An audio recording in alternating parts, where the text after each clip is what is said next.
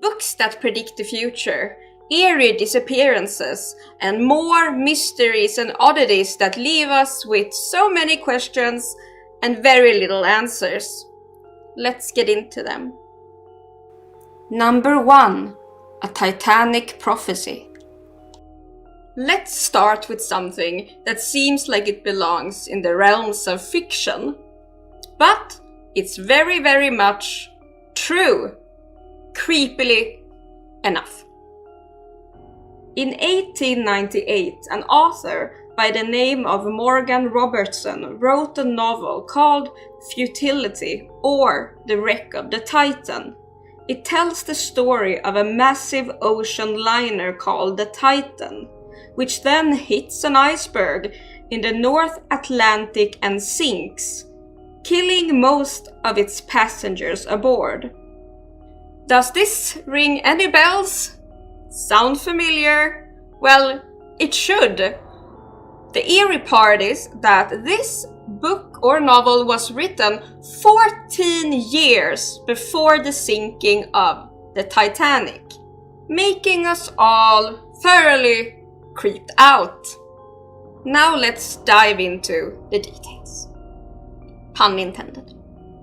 The similarities between the two ships are mind-blowing. Both were touted as unsinkable, and both were British-built, and both carried too few lifeboats for the number of passengers. But here's where it gets even stranger. The Titan was described as being 800 feet long, and the Titanic was 882 feet. The Titan struck an iceberg in the same spot, the North Atlantic, even at the same time of the year as the tragedy in the book even played out in April. Just like the real-life Titanic that sank on the 15th of April in 1912. So, how could Robertson have predicted all this in a book? Is it all just coincidence? Is he some kind of time traveler? Or does he have some omnivorous future-seeing powers? We don't know, but that's a rabbit hole for you to dive right into. I promise it won't hurt. Let's move on to the next one. Number 2. The Light Keepers of Flannan Isle. Next, we head to a cold, remote island outside of Scotland called Flannan Isle. I hope I can pronounce that even a little correct. Either way, there, a very weird and chilling mystery unfolded in December 1900. And what happened? You may ask, and I will tell you. 3 men, whole men, the entire men, just up and vanished, disappeared, leaving behind them only a lighthouse and no trace of where they went. The lighthouse itself was fully operational, and the weather had been relatively calm, so there was no immediate reason for them to leave. And what makes this case so strange is the peculiar circumstances of their disappearance. The last log entry from one of the keepers described a violent storm, but the weather reports from nearby areas showed nothing unusual. The keepers, Thomas Marshall, James Ducat, and Donald MacArthur, had been alone for days, yet no one saw them leave, and no distress signals were sent. When finally a relief vessel arrived to check on them, they found the lighthouse was fully stocked, but of course the men were gone. There were no signs of a struggle, and one of the keeper's chairs was found overturned, suggesting something abrupt had occurred. Some theories include a rogue wave that swept them away, or even supernatural causes. But the most unsettling possibility that something from inside of the lighthouse was the reason. Perhaps a fight, some strange unknown force led to their demise. And then their disappearance too. So yeah, for more than a century, these three men's disappearance has remained one of the strangest unsolved maritime mysteries. A rabbit hole for you. But now, let's move on to the next one.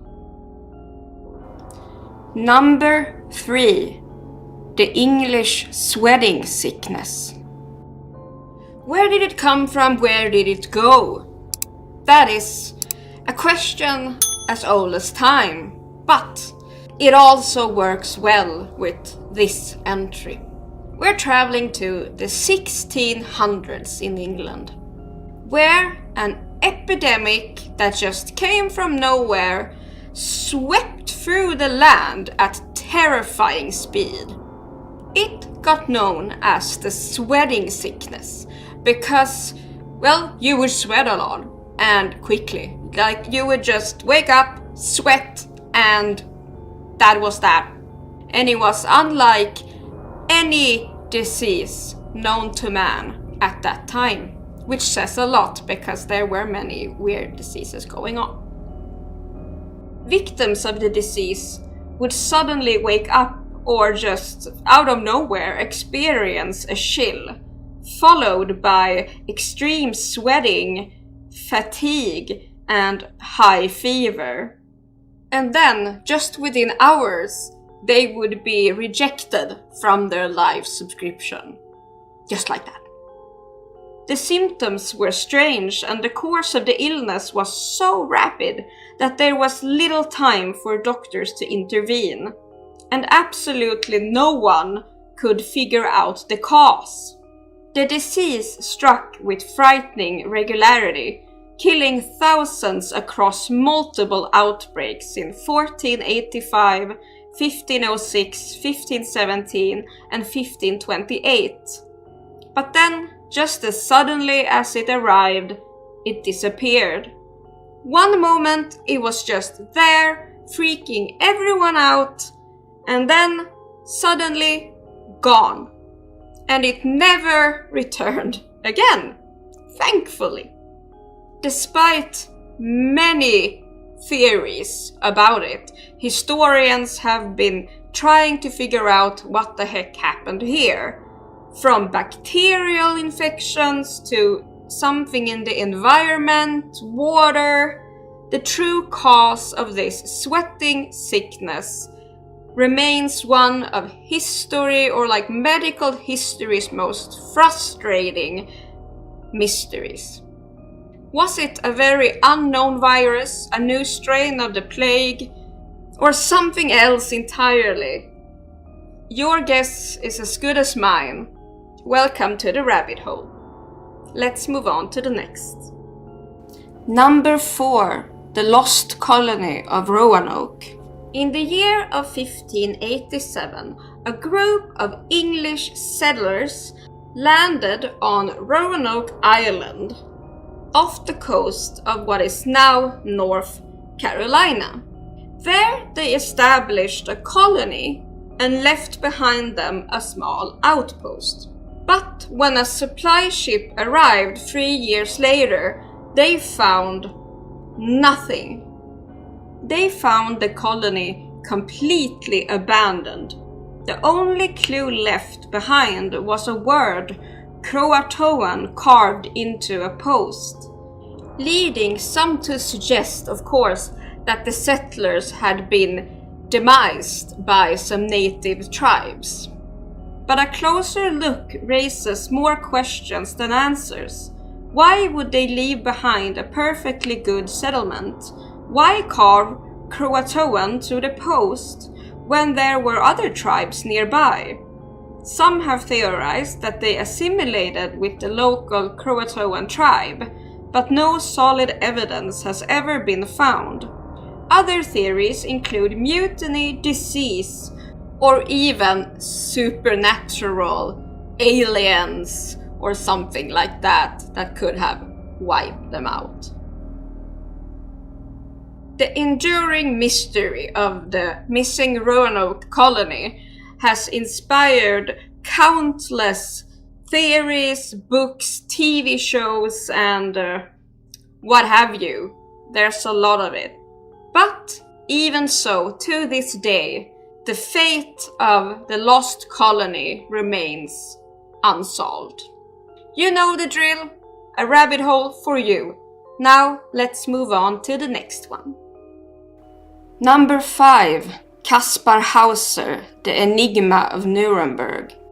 One of the absolute strangest cases from history involves a young man called Kaspar Hauser.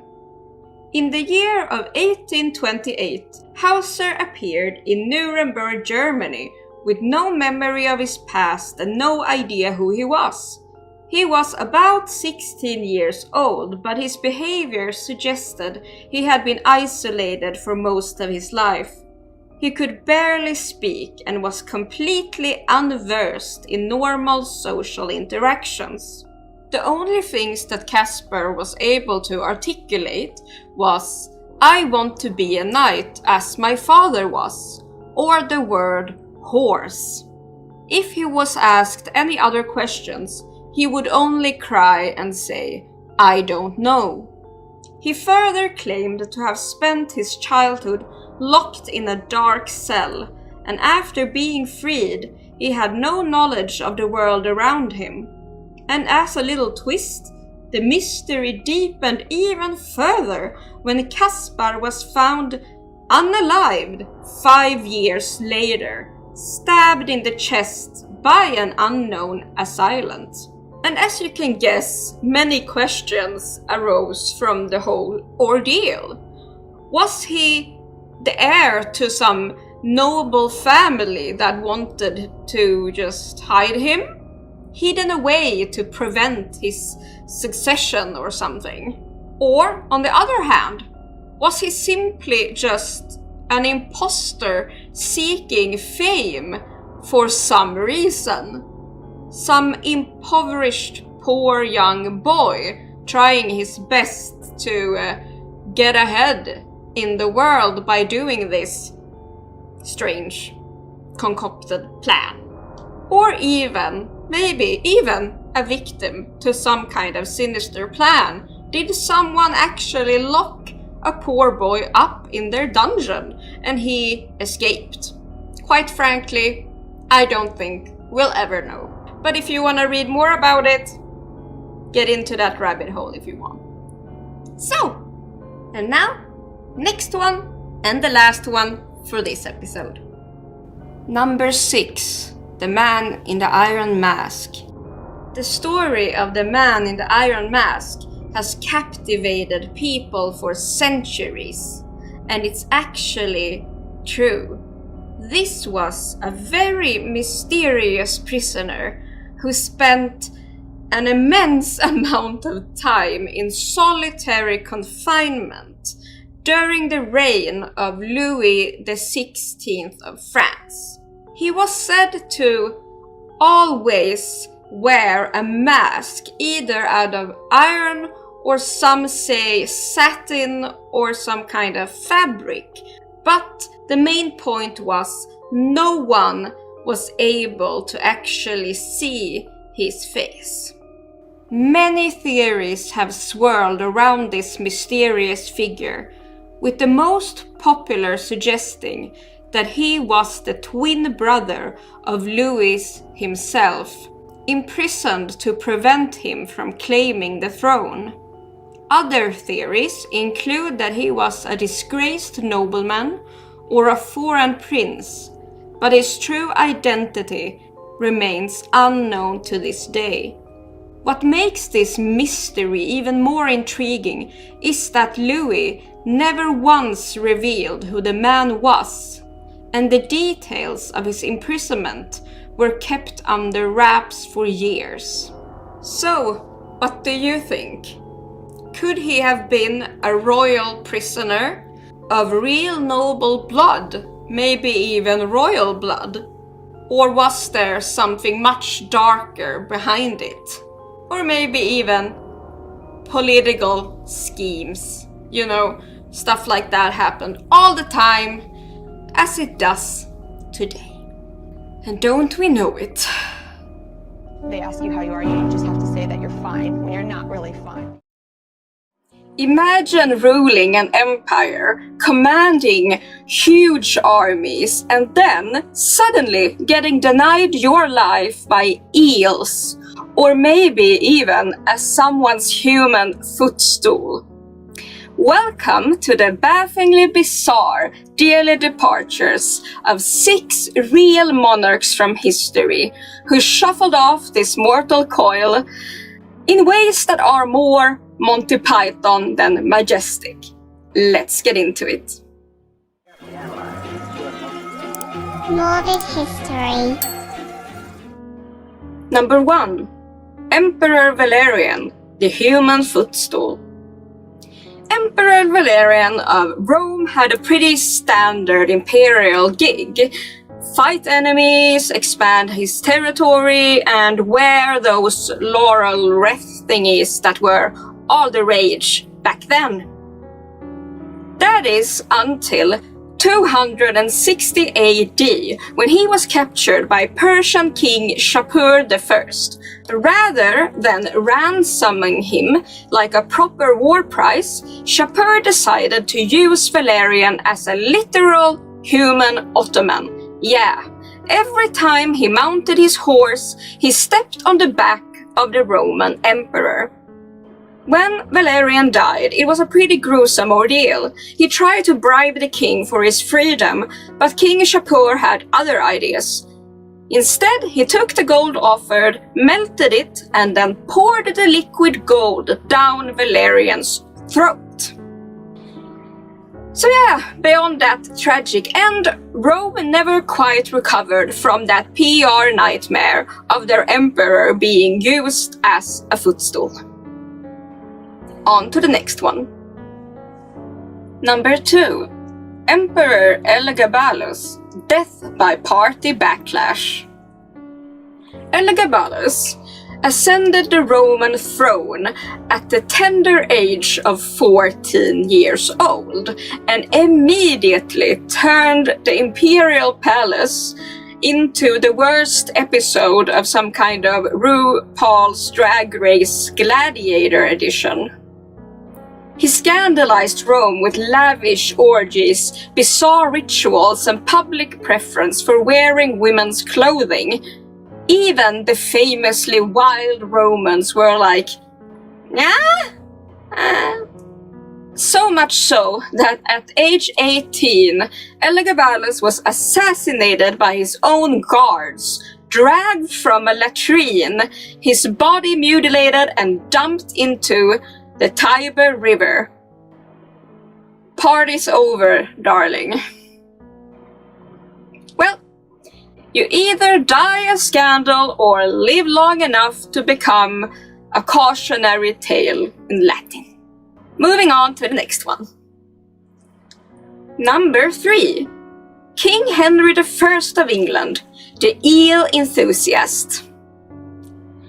King Henry I of England was a man of simple pleasures.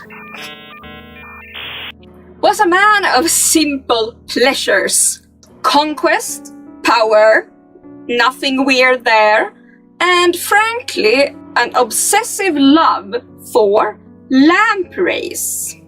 A sort of ancient wriggly eel-like fish that looks like a medieval vacuum cleaner. And despite warnings from his doctor, Henry gorged on lampreys during a royal feast in 1135 and promptly demised of what is now believed to be food poisoning or digestive complications. And so England was plunged into a civil war because a king couldn't resist a very slimy snack. Death by fish fetish. Honestly, not even the weirdest thing to come out of the Middle Ages. Let's continue. Number 4. King Alexander of Greece, Monkey Bite Mayhem. In 1920, the young King Alexander of Greece took a little stroll through his royal gardens. His dog there got into a fight with a monkey. The king stepped in and tried to break it off and was promptly bitten by a second monkey. From there, he sadly developed sepsis, and despite being king, nobody thought to amputate the infected area or get him proper antibiotics in time. So 3 weeks later, Alexander dearly departed from this mortal coil by a monkey bite. And so Greece spiraled into political chaos, all thanks to a monkey brawl. Next one.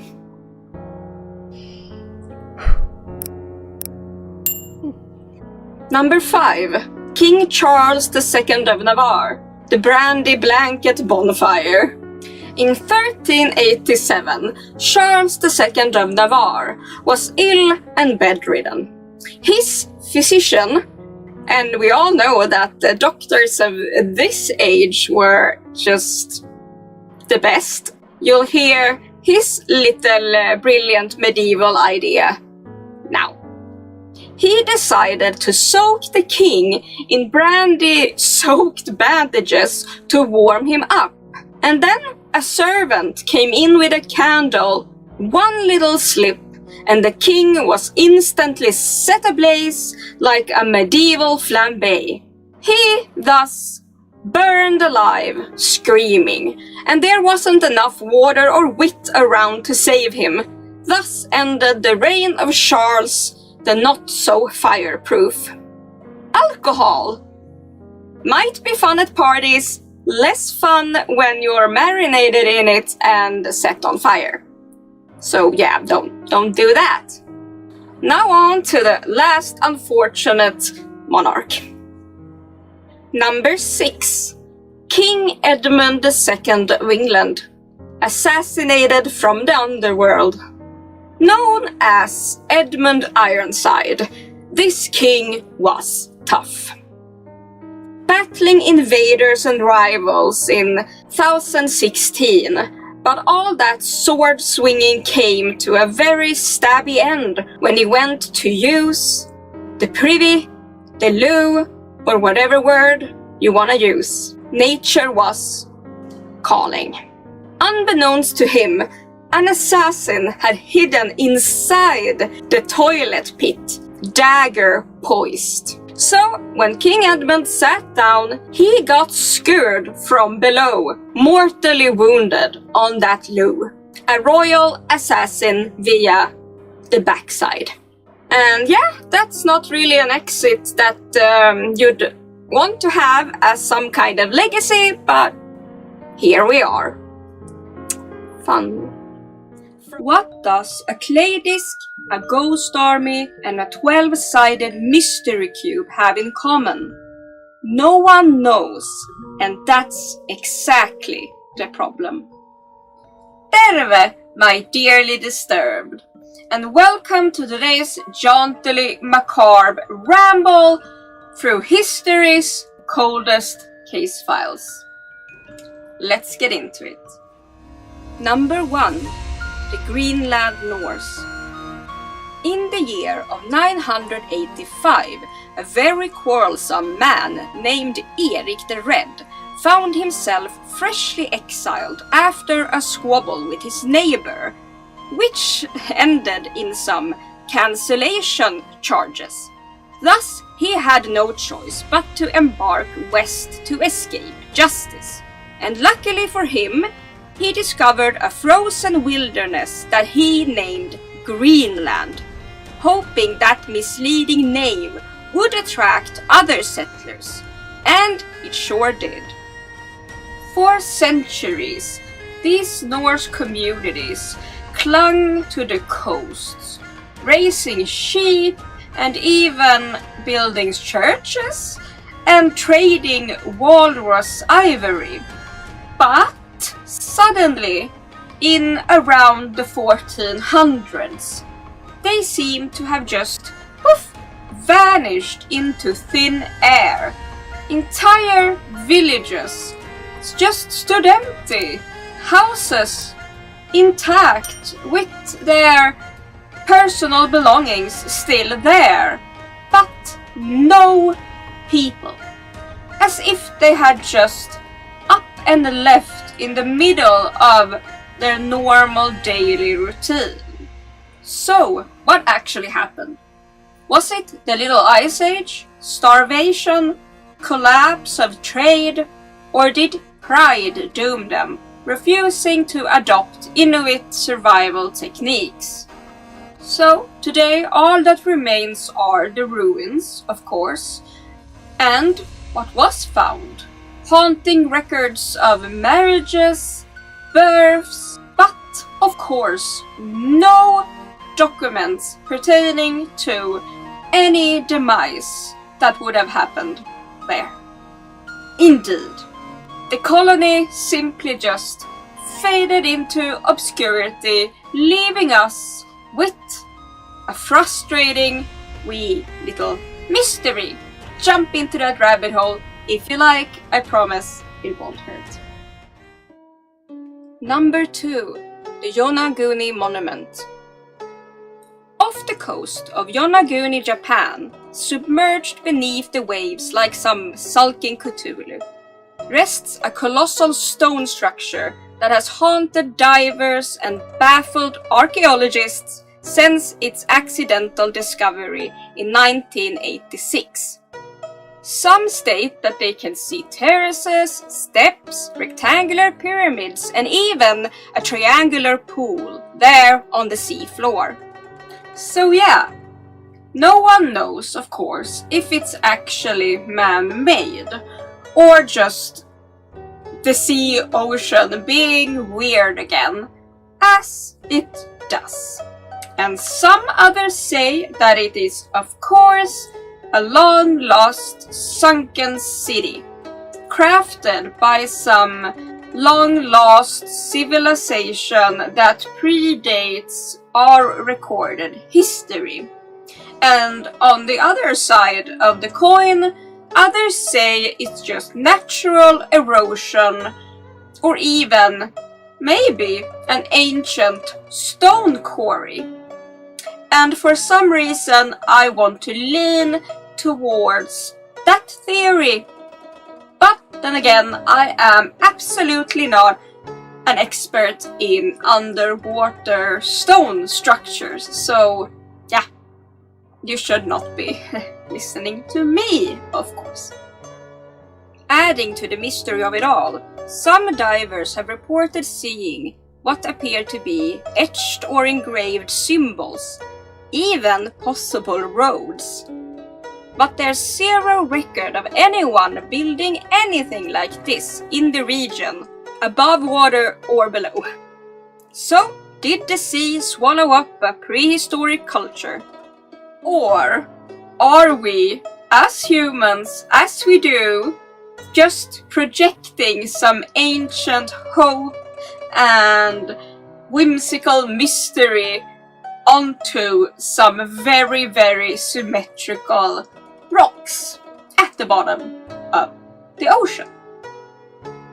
Per usual, the ocean isn't very, very forthcoming with its secret. Get into that rabbit hole, it'll be fun, I promise. Number 3. The disappearance of the 9th Legion. The 9th Legion was one of Rome's most battle-hardened units. So far, so good. Until around the year 120, when it was sent north to Britannia and just never returned. There was no death toll, no final campaign, just eerie silence from the big ups there in Rome. The official records that they have just stopped. As if this 9th Legion was just swallowed up by the Moors there in the northern parts of ancient Britain. Did they fall to northern tribes? Did they quietly disband after some disastrous defeat? And did Rome just erase their memory to hide the shame? No one knows for certain, but the ghost of the 9th still haunts military historians and Highland Hills alike. Modern archaeological diggings in the sites up there have found some bits and bobs. Military equipment, shards, and just stuff that could have come from this legion, but they still don't give a good answer. Just leaving us with this very unsettling idea that an huge empire could lose an entire army and pretend like nothing happened. Truly a vanishing act of imperial proportions. Great. Number 4. The Roman dodecahedron. That was an extremely hard word to pronounce. I am so very sorry. Either way, imagine a little bronze thingy. It has 12 flat sides, each pierced with a hole, and these were found all over ancient Rome. And no one knows what it was actually for.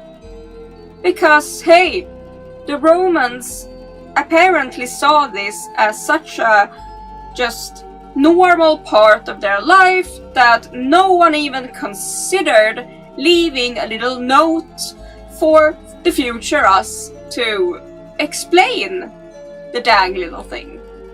Dozens of them have been found scattered across the former Roman Empire. Each one has holes of different sizes in each face and little knobs on the corners. They aren't mentioned in any Roman text, not labeled, not explained, just left behind for us to consider and study without any meaningful results so far.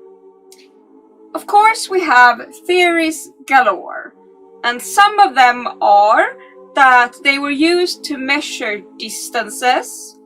Others think they were just candlestick holders, a weird form of dice, or even tools for making knitting easier. But these have been debunked because they just don't fit the design. And then there's the fact that some of them have been found in graves, others just in fields under the soil. Were they sacred, scientific, fancy fidget toys? The Romans took the answer to their graves and left us staring at these bronze riddles so far with zero answers there too. Go ahead into that rabbit hole and hopefully you'll be able to solve the riddle. Number 5. The Phaistos disc. Spiraling symbols pressed like stamps parade across its surface in a language no one's managed to read. Discovered in 1908 on the island of Crete, the Phaistos disc is a 3,700-year-old enigma baked into fired clay. Is it a spell? Or even a menu from some extremely cryptic tavern? Some believe it's all a hoax, a 20th century prank with astonishing craftsmanship. But one rather important thing points to the disc being genuine. Some of the symbols were completely unknown until much later, when some archaeologists found more ancient pottery bearing the same stamps. Either way, Scientists, people, and historians alike throw up their hands. Decoders have been debunked, and all the while the disc just sits in a museum, smugly silent, mocking every attempt to make it speak. Hi and welcome to Morbid History, my comrades in conspiracy. Today we ask ourselves, were ancient gods actually aliens? And what on earth or beyond are those strange Japanese figurines actually wearing? Time for a cosmic ramble through history's weirdest conspiracies. Remember, the truth is out there, or at least a lot of questions are. Let's get into it. The Anunnaki, gold mining overlords. First stop on our extraterrestrial journey takes us to ancient Mesopotamia, where the Sumerians wrote about gods known as the Anunnaki. But some people say that these gods weren't just any deities. They were intergalactic miners with an obsession for gold. According to ancient astronaut theorists, the Anunnaki came from a distant planet, possibly the mythical planet Nibiru, that is apparently stationed at the very edge of our solar system. It actually takes 3,600 years for it to orbit our sun, if it does exist, I mean. They didn't just stop by for a casual visit though, they came because they needed gold to repair their planet's atmosphere. Rather than doing all that backbreaking work by themselves, it could be pretty warm and sweaty. They decided to be clever and genetically engineer some humans as a workforce to do it for them. Sumerian tablets tell of these Anunnaki as huge, large figures who not only gave humans instructions on how to dig these precious metals, but also language and culture. But the gold was the most important part, of course.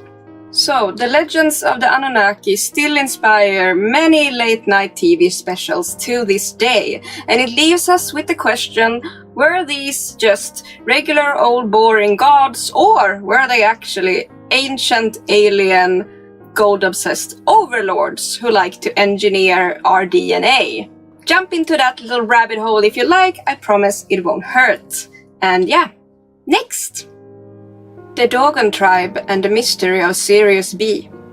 Our next tale takes us to West Africa and the Dogon tribe of Mali. These people have a cultural history that has fascinated and confused researchers for centuries. The Dogon tells stories of the Nomos, fish-like beings who visited them from the Sirius star system.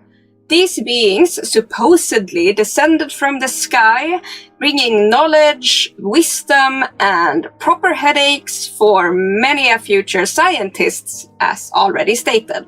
What makes this entire story and conspiracy strange is the Dogon's knowledge of the Sirius B, a white dwarf invisible to the naked eye. How could they see it?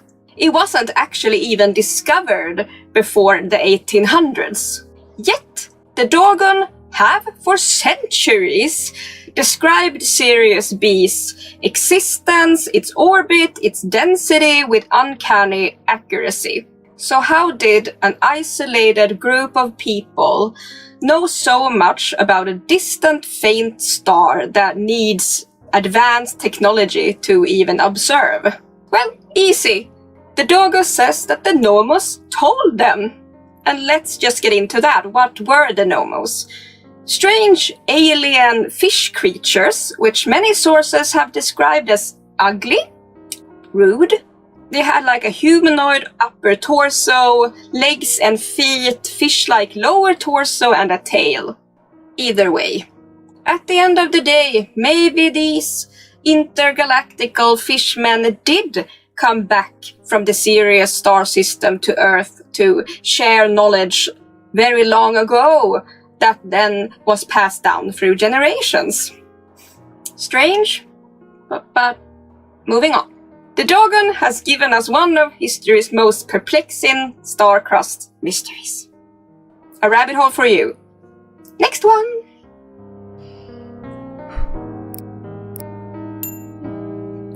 The Tully Papyrus. UFOs over Egypt. And now let's hop on to ancient Egypt, a place not entirely devoid of weird alien conspiracy theories. There's plenty of them, but today we're talking about the Tully Papyrus, which introduces a rather fiery celestial mystery. This document, allegedly found by the Vatican Museum director Alberto Tully in the early 20th century, it supposedly contains a translation of an ancient Egyptian text, hieroglyphs, describing some kind of circles of fire appearing in the sky during the reign of Pharaoh, I'm gonna butcher this name, Thutmose III around 1480 BC. According to this translated text, these fiery discs were moving across the skies, growing in numbers until they filled the entire heavens. They were glowing with some strange light, and Egyptian scribes were so rattled by the whole thing that they wrote down everything in meticulous detail. Could this have been something easily digestible, like some kind of meteor shower? Ancient alien theorists suggest no. They see these descriptions as very early sightings of UFOs, a celestial traffic jam of sorts over the Nile. Unfortunately, the original Tully Papyrus has mysteriously gone missing, leaving only partial translations and endless speculation in its place. To believers, it's quite obvious that ancient Egypt was like some kind of UFO hotspot, a landing pad for intergalactic tourists. And to skeptics, it's just a lost manuscript, a weird translation of a weird story that's just too strange to even verify. Either way, another rabbit hole for you. Now, next one. Japanese dogu figurines, little aliens. We're going around the world in this video. Now we're heading to Japan, where we find peculiar artifacts known as the dogu figurines that date back as far as the 14,000 BC. And they have big round heads, bug-like eyes, and what looks suspiciously like goggles and spacesuits. The dogu then. They are small clay figurines, and their exaggerated features is what really gets the conspiracy theorists excited, really gets them going. According to some, the dogu were inspired by real-life alien visitation, beings from the stars, if you will, and they would have imparted some wisdom, technology, or at the very least, fashion tips. So the theory goes that these alien beings visited Japan thousands of years ago, and that the people there then created these dogu figurines as some kind of tribute to this encounter. A good of a theory as any. Of course, skeptics argue that these are just artistic representations of either humans or some spiritual figures, some gods maybe. But why then these giant goggles and snazzy helmets? Whether you see a space traveler or just a very cool figurine, the dogu remain a fascinating piece of Japanese history, and a rabbit hole for you to jump into. Next one! Mayan civilization and Pakal, the astronaut king. And now we're heading to Mesoamerica, where Mayan civilization left behind the intricate sarcophagus of King Pakal the Great, who ruled in the 1600s. Fast forward to 1952, when his tomb was unearthed, and archaeologists discovered something that instantly sent imaginations into hyperdrive. The lid of Pacal's sarcophagus is covered in carved imagery that seems to depict the king in a very peculiar position, reclining on his back, surrounded by what appears to be controls and levers, machinery, and even his feet are resting what looks suspiciously like a pedal. Ancient alien theorists interpret Pacal's position as evidence that he's sitting in some kind of spacecraft drifting through the cosmos. They argue that the ancient Mayans were either visited by these extraterrestrial people who taught Pacal and others how to build some kind of spacecraft, like giving technology to the people, or perhaps that Pacal, the great king, was even some kind of alien himself. Why not? Skeptics and scholars then argue that the carvings are just symbolic representations of Pacal's journey into the afterlife, the great beyond, featuring some kind of familiar Mayan iconography like the World Tree. But since that's no fun, let's embrace the Delulu and ask ourselves, was he just another boring king, or was he aiming for the stars in his weird little flying machine? So yeah, another rabbit hole for you. Let's get on to the next one. Nazca Lines, a landing strip for the gods. Yes, this is actually the next day. Time was running away from me, and yeah, let's just ignore that I look completely different. Moving on. Let's go! Nazca Lines. Yes, we're jetting off to Peru, where the Nazca Lines stretch across 64 kilometers or 200 square miles of desert, showing massive, huge designs of animals, plants, and just random geometric shapes that can only be like fully appreciated and seen from the sky. The most puzzling question here though is how did they actually make them? Like these patterns and animals and all that in great detail without actually seeing it from above. Ancient alien theorists have a hunch. The Nazca Lines weren't just art, they were landing strips for alien visitors. They argue that the Nazca Lines are actually just like giant signs for safe landing spots. And that in turn would suggest that these people in olden-timey Peru had contact with these advanced beings from the cosmos, who then in turn would have inspired them or even instructed them on how to create these interstellar runways. While some other people just say that they were ceremonial, or like they would make them as tributes to the gods who would be upstairs, of course, looking down on them, and that they would make them by standing on higher ground, such as mountains or hills. So, of course, we're left here again with our burning questions. Were they just highly skilled artists with a penchant for making giant doodles on the ground for some reason or another? Or were they actually preparing a cosmic welcome mat? Rabbit hole, you, yay! Next one! Greek gods. Aliens all along. Next up, ancient Greece, a civilization brimming with mythological drama and all-powerful deities. The Greeks did tell stories of very strange gods who mingled with mortals, coming from the heavens, doing a little razzle-dazzle, and just bewitching the people of Greece with their extreme power and strange allure.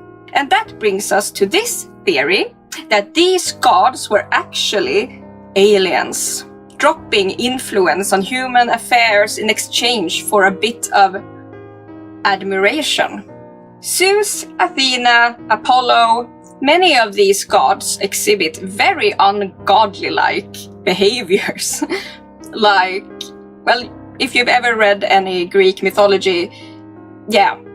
But what if they weren't gods at all? perhaps they were aliens mistaken for these deities, just giving the Greeks knowledge, which seems to be a running theme here. Take Apollo, for example. He arrives down on Earth with his razzle and his dazzle in a flying chariot and wielding powers beyond human comprehension.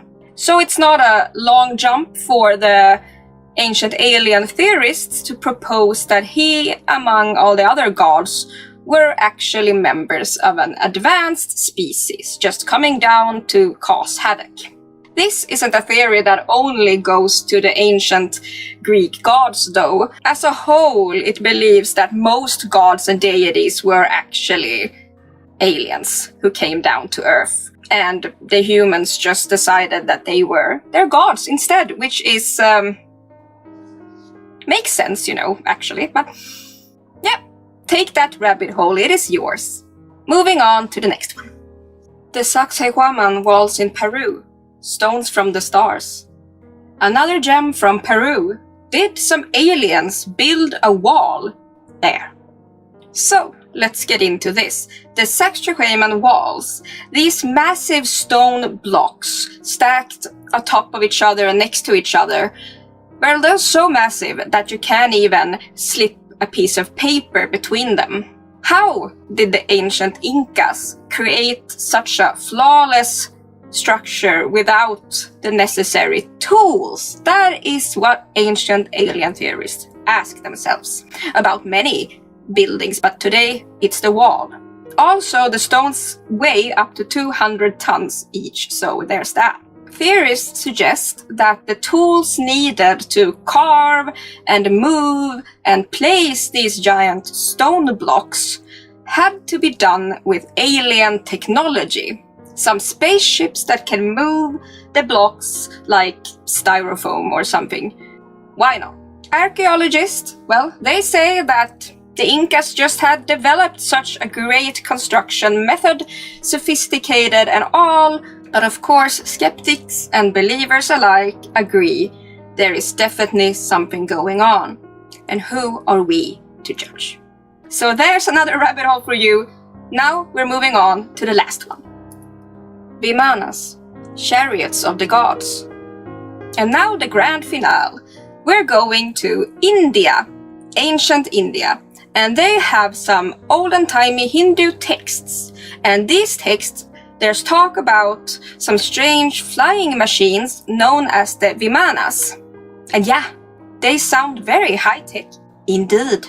These machines, these vehicles up in the sky, were said to be of several layers and able to fly, of course, and even engage in battle. All this thousands of years before the Wright brothers even had a little inkling of flight. Because they were not born yet. Not even close. So, of course, theorists think that these are just not mythological flying machines in some spiritual sense or whatever. No, they are spacecrafts. It doesn't help that some descriptions mention things as Mercury engines and force fields, terms that very much go to the sci-fi side of things. And all this ends with the last question, of course. Did ancient India have some intergalactic friends flying above? Or was this just some metaphorical flying machines? Whatever side you choose to believe in, I'll just say, seems fun to think that in ancient times we just had a full-on traffic like an autobahn for aliens in our skies. And there you have it.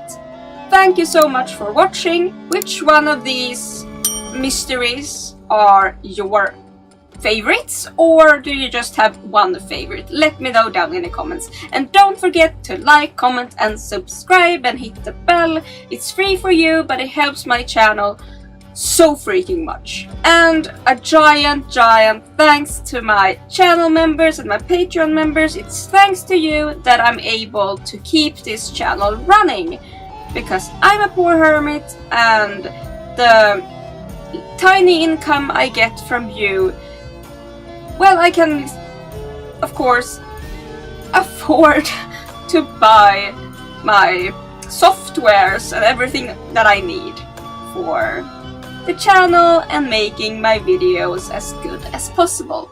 So a giant thanks. Mwah! You're amazing.